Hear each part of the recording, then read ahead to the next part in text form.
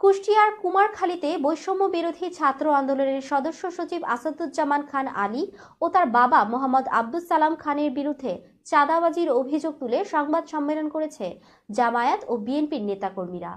সর্বদলীয় ঐক্যজোটের ব্যানারে বিকেলে এলঙ্গিপাড়ায় এই সম্মেলন অনুষ্ঠিত হয়। প্রতিনিধি মোশাররফ হোসেন জানান, জামায়াতের আমির আফতাব উদ্দিনের সভাপতিত্বে আয়োজিত এই সংবাদ সম্মেলনে উপস্থিত ছিলেন উপজেলা জামায়াতের নায়েবে আমির আফজাল হোসেন, বিএনপি নেতা লুৎফর রহমান, যুবদলের জাকারিয়া আনসার মিলন, ছাত্রদলের সাবেক সাধারণ সম্পাদক খান আতিকুর রহমান সবুজ সহ অনেকে।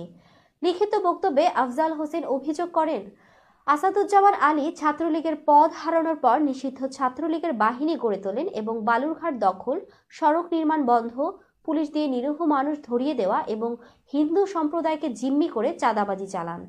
তিনি আলীকে সমন্বয়কের পদ থেকে সরিয়ে তার বাবাকে গ্রেপ্তারের দাবি জানান। সংবাদ সম্মেলনের অভিযোগ অস্বীকার করে আসাদুজ্জামান আলী বলেন, তিনি নিজেও সংবাদ সম্মেলন করবেন এবং সেখানে সব প্রশ্নের উত্তর দেবেন। এ বিষয়ে কুমারখালী থানার ওসি মোহাম্মদ সোলাইমান শেখ বলেন, আলীর বাড়িতে বিক্ষুব্ধ জনতা হামলা চালিয়েছে, অভিযোগ পেলে ব্যবস্থা নেওয়া হবে। তিনি আরও জানান, আলীর বাবা পাখির বিরুদ্ধে বিভিন্ন থানায় 12টি মামলা রয়েছে এবং তিনি জামিনে আছেন।